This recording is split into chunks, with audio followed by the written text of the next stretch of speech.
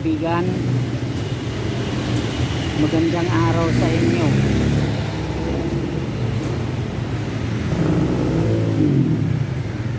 Itong video natin ngayon, ito yung vision ko nakaraang gabi.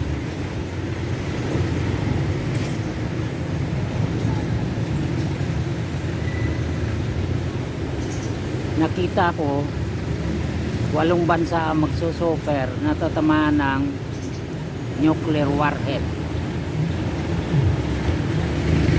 5 sa Europe ang tatamaan.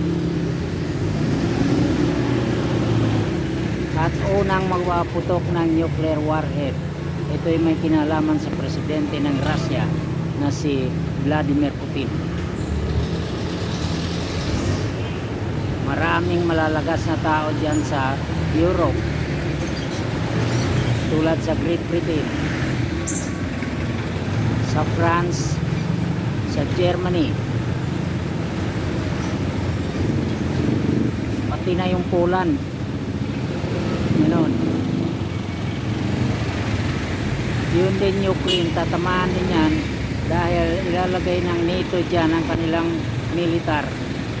Yun ang dahilan kung bakit tatamaan din yan ni Putin. Napakadaming malalagas na tao. Kaya mga kaibigan, kahit malayo tayo doon sa sinasabi ko yun, pwede rin tayo magkaroon ng sakit o kaya pwede rin tayo malason sa hangin. Kaya ngayon pa lang, mga mahal kong kaibigan, maghanda tayo at makiramdam. Napakatindi ang mangyayari ngayon sa year 2024. Marami rin mga kalamidad na kakaiba mula sa kalikasan.